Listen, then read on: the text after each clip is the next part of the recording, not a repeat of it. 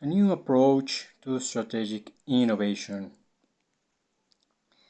a tool for connecting your projects, your strategy with your organizational goals. Hello, dear student. Today we're reviewing a powerful concept about innovation, strategic alignment with projects and other strategies. Companies typically treat their innovation projects as a portfolio, a mix of projects that collectively aim to meet their various strategic objectives. Some projects, for instance, will improve business processes, others develop new products and services, others will develop business opportunities. But while the portfolio concept can be helpful, our research suggests that portfolio objectives have become overly standardized. Most companies, in other words, seek similar portfolio objectives, such as achieving a balance between making incremental improvements and applying new technologies. All too often, executives carefully evaluate individual projects along standard performance metrics, such as net present value, but they spend little time thinking about what types of projects the company's competitive positioning needs beyond the general notion. Borrow from finance, that diversification reduces risks. As a result, companies' innovation projects tend to be only weakly related to their distinctive strategic goals and general strategies, and at worst, they work against its strategy. So this is a crucial concept. When we surveyed 75 companies in China, we discovered that what executives took the trouble to link their project selection to their business competitive goals, the contribution of their innovation activities to performance increased dramatically. This lecture introduces a strategic innovation toolkit that is helping companies align their innovation investments, their projects, their strategies with their unique competitive strategies. We tested the tool successfully across 10 business units at 5 companies. That is the SMGS, the Strategic Management Guidance Simulator. Said this, let's begin. Creating strategic alignment.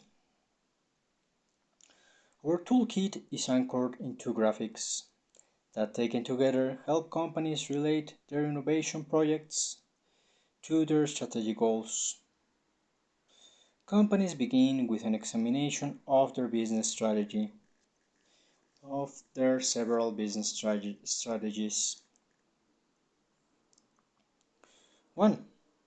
Achieving consensus and identifying strategic change needs, and also identifying strategic factors. In almost half the companies we have worked with, members of the management team held varying understanding of their company's strategy. Our process is designed to get business unit leaders on the same page. We ask them to list their unit's strategic goals. For example, growth or profits, or developing new strategic factors for customers, suppliers, corporate, or HR, and therefore developing strategic advantages, and succinctly characterize their business unit strategy. For this, we use the widely known 3 W's, 1 H: what, who, why, and how framework, plus a fifth question on weaknesses. But other frameworks may also be used.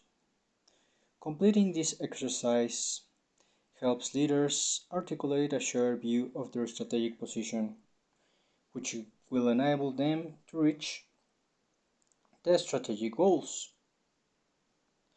The last question in our process identifies change needs. These change needs reflect weaknesses in the company's current strategic position.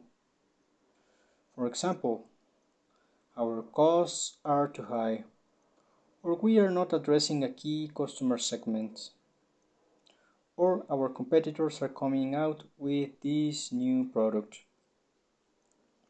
that will make our functionality insufficient. These weaknesses often signal innovation opportunities. It is not coincidental that a widely accepted definition of innovation is any deliberate change that helps the strategic position of the organization. 2. Creating the strategy, possible strategy, or innovation basket.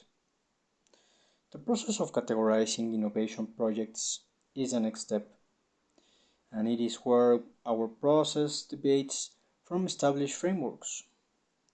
We use the word basket rather than portfolio to denote a company's collection of innovation projects.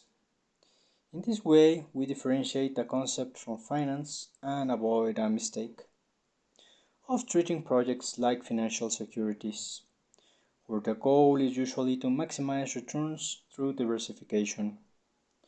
It's important to remember that innovation projects are created acts, whereas investment in financial securities is simply the purchase of assets that have already been created.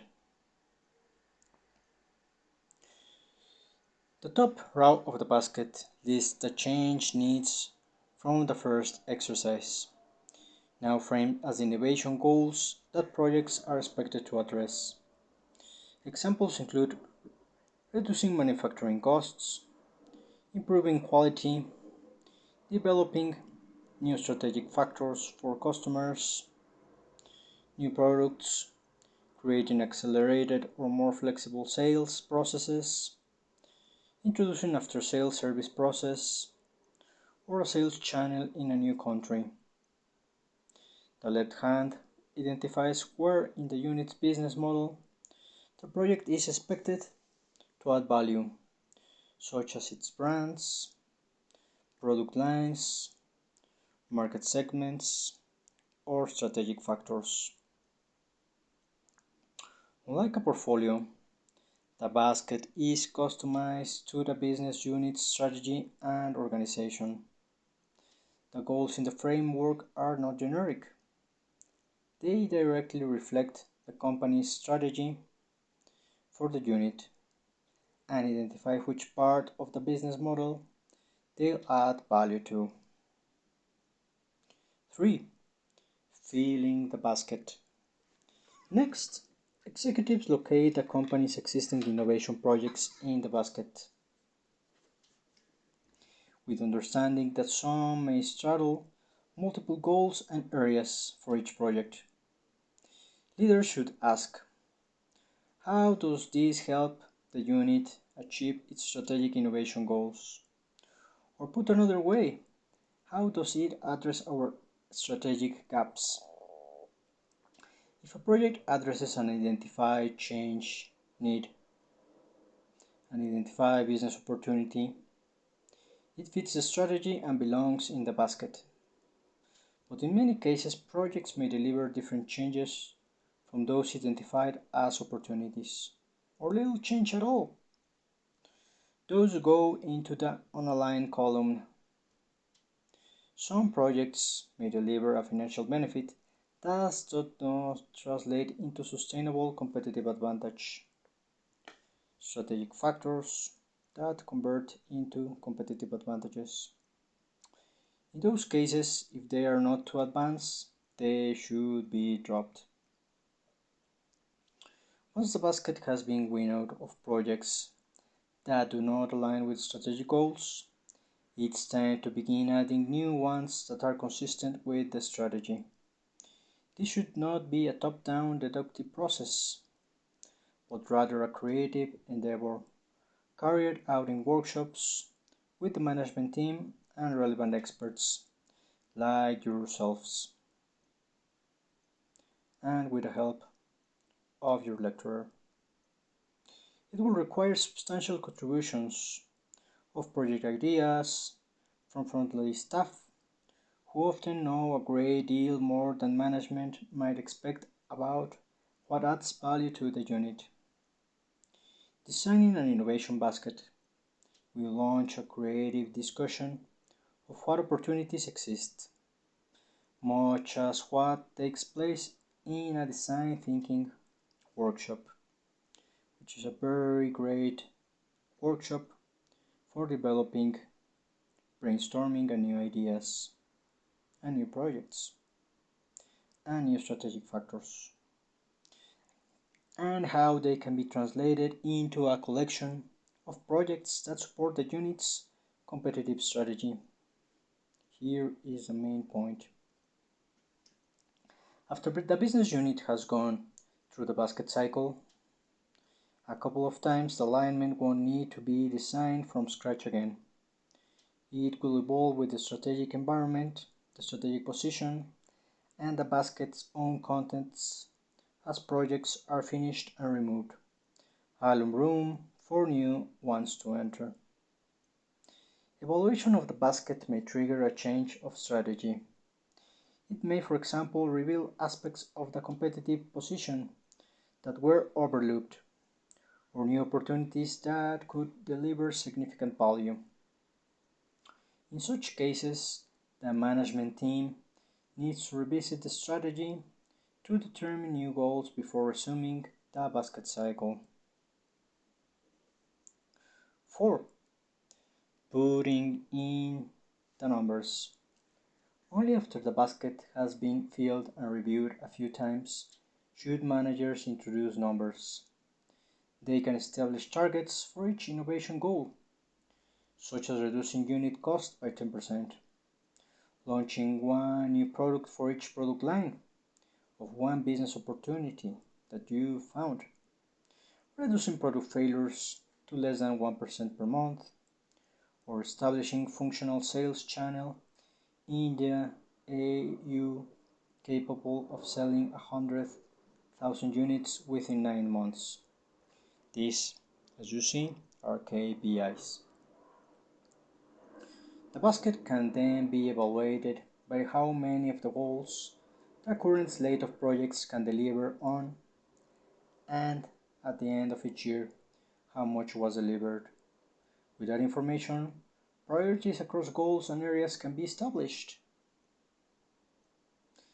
It is important not to get to numbers too quickly, because doing so may encourage people to shut down creative options and instead purpose only what they can immediately prove with numbers. We also caution against letting this part of the process become a formal optimization exercise, in which project selection is driven by an algorithm that precisely weights each project according to its potential for achieving goals. This could be in an advanced mode section, or for example, an app that can do this kind of configurations.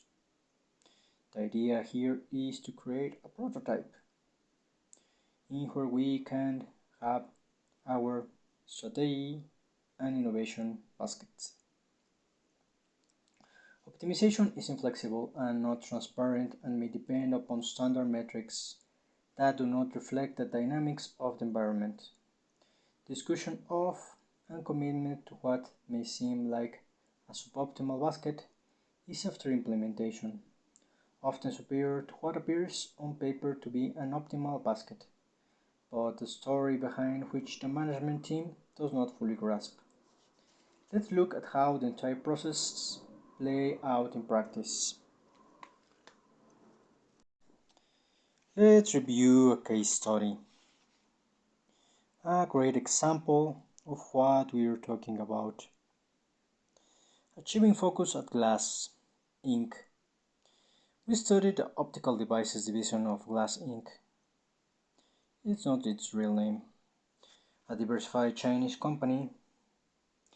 Management felt that growth was suboptimal across the unit's three market segments: telescopes and binoculars, manufacturing optical sensors, and security optical sensors.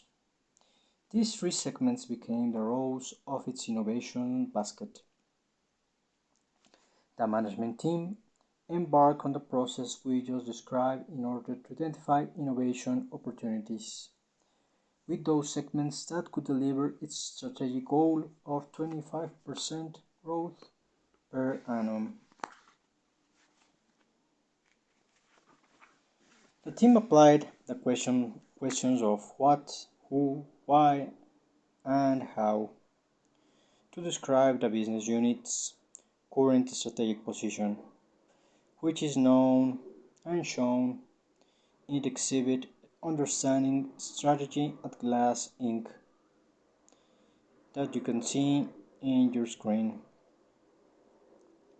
The exercise identifies several strengths and reveals several vulnerabilities, specifically a cost disadvantage, products whose functionality had become stale, too few new products, relatively weak service in two of three segments, and an aging technologically base. To preserve confidentiality, we aggregated information from the unit's three market segments in the exhibit.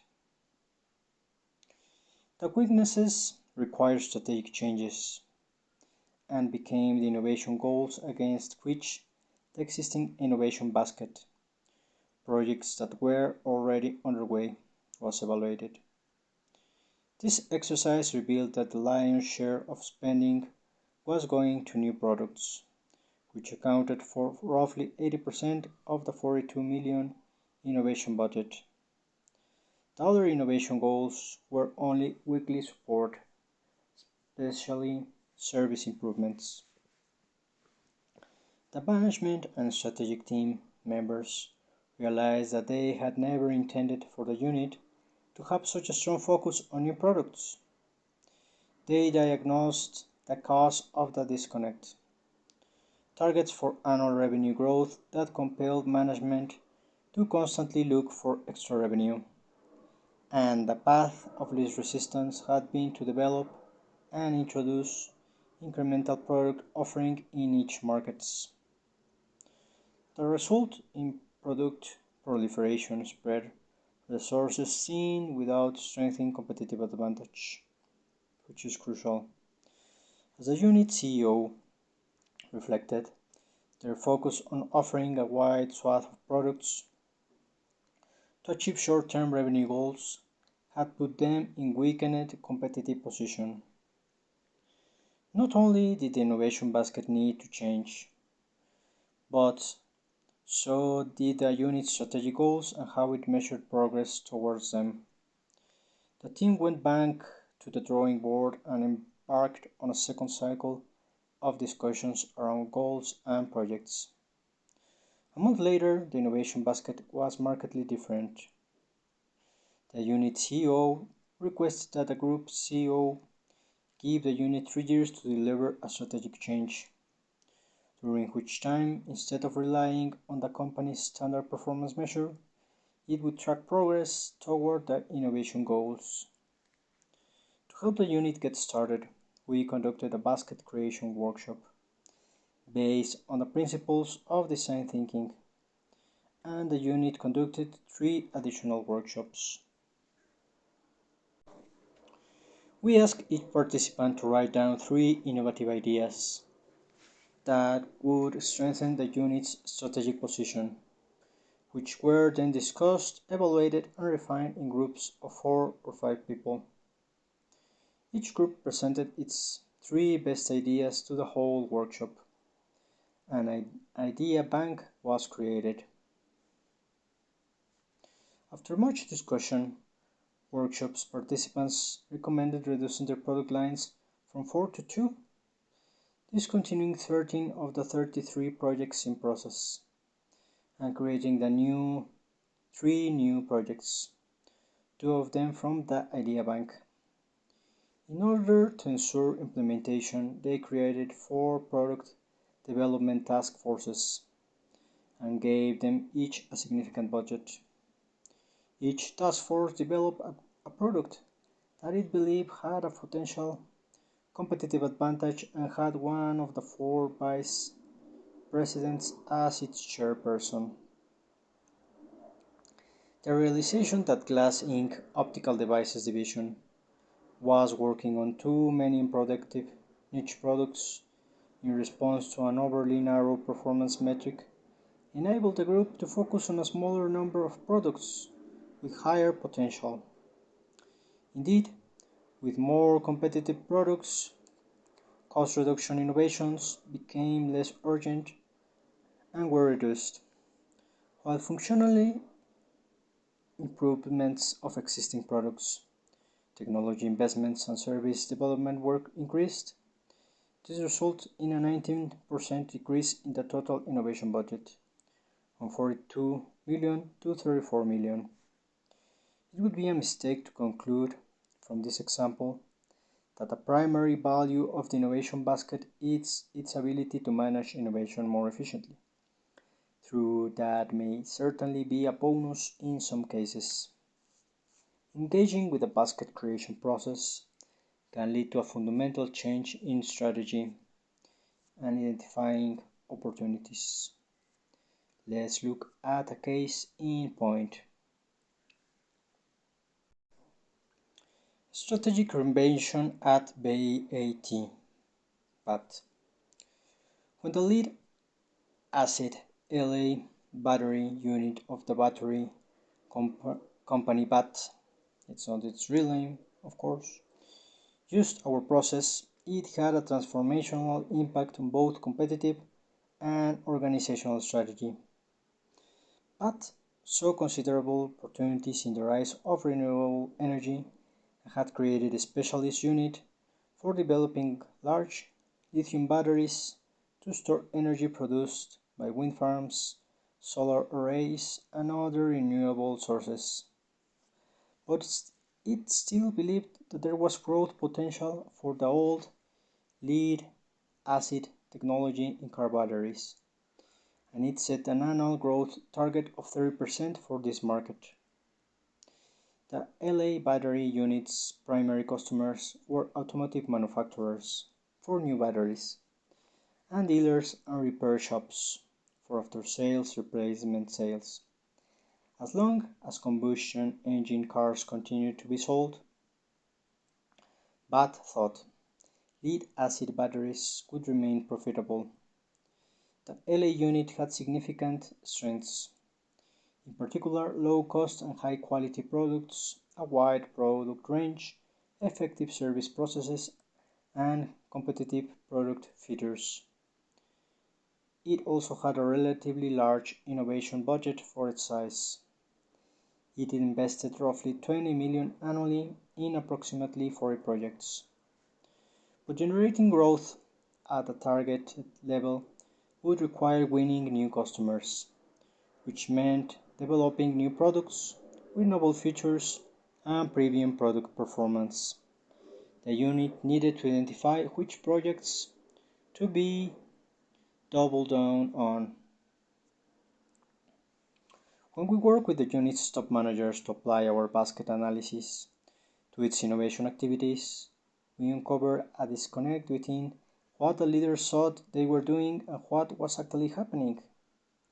They thought their innovation projects were focusing on new product development and significant feature upgrades as a mean to drive new growth. But in the unit's CEO's words, to our dismay, the innovation basket shows us that we were spending an excessive share of our innovation budget on cost and quality. The team had been drawn to low-risk projects, in part because the company used quantitative NPV-related criteria to choose projects. As a result, new proposals had drifted towards conservatism. the CEO told us. The unit managers held 2 rounds of discussions to identify potential ALA opportunities. Remember, ALA is lead asset. From industry trends and analysis of customer demand. They identified just one: developing extremely compact ALA batteries with a slightly lower charge capacity, which would marginally reduce the cost of producing traditional cars. This led to an epiphany. Focusing on ALA technologies could not generate sufficient growth in the automotive battery market, even for combustion engine cars. Lead acid batteries would gradually give way to denser low voltage lithium batteries. Moreover, electric vehicles used, in addition to their high voltage power packs, low voltage auxiliary batteries that require lithium. The management team decided it was finally time to consider switching technologies and organize a task force to develop new lithium batteries for the low voltage car accessories network. The unit did not have to develop the technology from scratch. It could build on the power packs in the lithium battery business unit and in collaboration with a university partner, modifying the technology from high to low voltage and building capability in the new technology in the process. From a company perspective, this decision made sense. The existing lithium unit did not have access to car makers and dealers, and it was easier for the ALA unit to adapt the technology to customer needs than for the lithium unit to develop an understanding of the market needs. This represents a major departure from the business unit's original strategy, and it enhanced collaboration across units. After 4 months of work, BAT had a significantly changed innovation basket. Cost reductions and quality improvements remained important and were strengthened. However, management decision to pursue the large growth opportunity in lithium auxiliary batteries resulted in a doubling of the innovation budget to 40.6 million with a 20 million investment in an R&D project to develop lithium starter batteries in collaboration with an external research institute and the BAT lithium unit. As this case illustrates, explicitly exploring the links between a company's strategy and its innovation investments can be transformational. The process helped BAT reposition itself to take advantage of strategic changes in its markets, resulting in a major new investment in a project that straddled traditional boundaries. A culture shift. The process we explained in this lecture won't always feel comfortable for managers. Remember, I always say this in my lectures and in my workshops. Strategy change is difficult. Sometimes you take the difficult and hard work path in order to really create new services, new products, develop new strategic factors which can serve your customers the most best. In the idea generation workshops and during strategy discussions, people must feel safe to comment outside their area of expertise and to engage their colleagues, even those above them in the hierarchy, in constructive debate. C-suite executives must be willing to be challenged by colleagues, which is kind of difficult also. We have a tendency that C-suite executives have the truth, have the final word. Not all management teams are prepared to do this, so you have to be cautious how you sell this kind of projects to a business owner or C-suite executive. Functional departments. which often enjoy relative autonomy if they meet their KPI targets, will also experience a culture shift for the basket process to fulfill its potential. Functional departments, which often enjoy relative autonomy if they meet their KPI targets set again, will also experience a cultural shift. For the basket process to fulfill its potential, each functional unit must be ready to negotiate its priorities more explicitly with colleagues in other functions. Marketing must negotiate with R&D and both with manufacturing and service groups. The behaviors necessary for such negotiations cannot simply be mandated. They must be learned. And this is hard, as you know.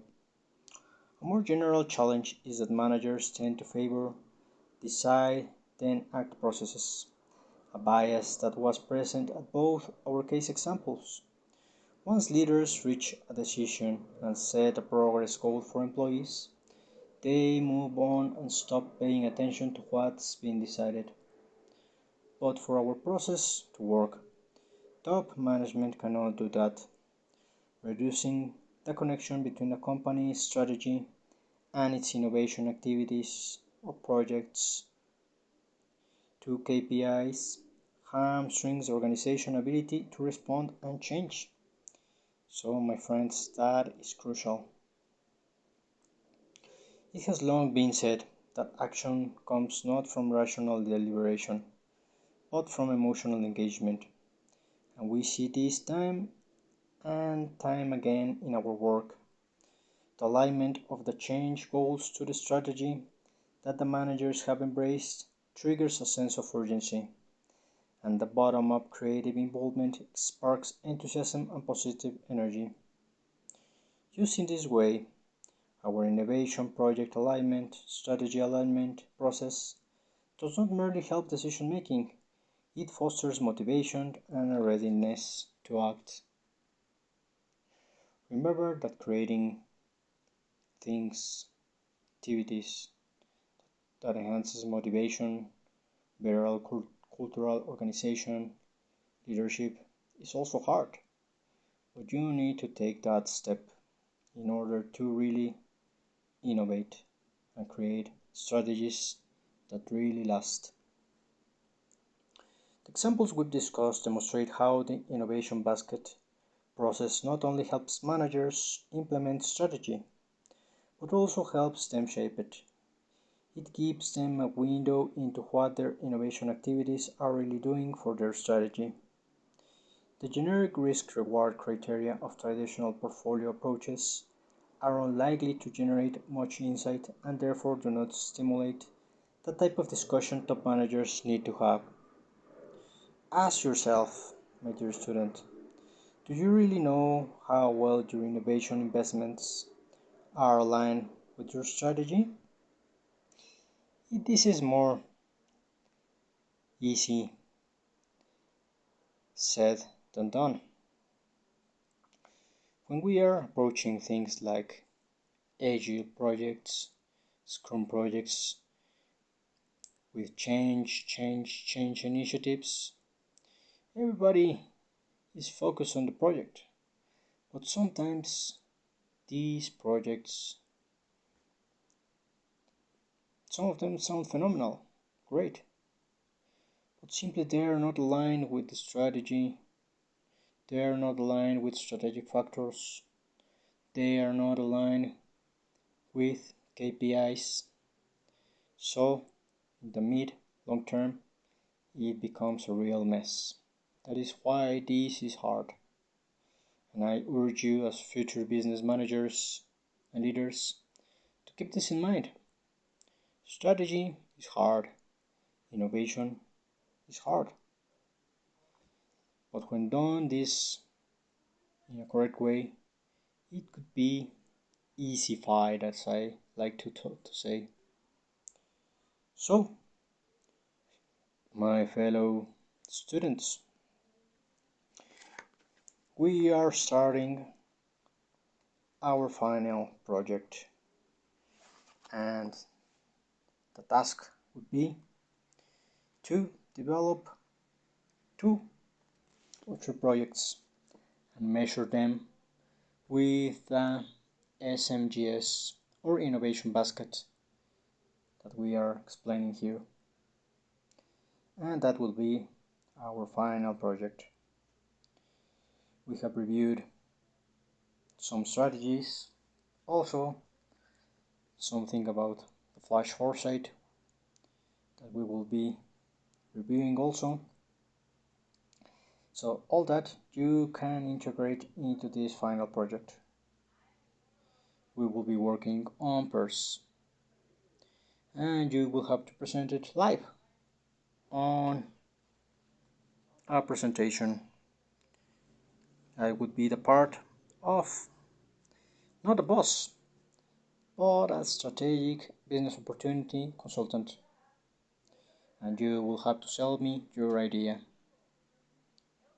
So this, prepare, start thinking, and remember, strategy and innovation is hard, but it's a path that we must follow in order to be great future business managers and leaders. Said this, and that's it. This was Victor M. Romo, your strategic planning business opportunities lecturer. See you very soon. Goodbye.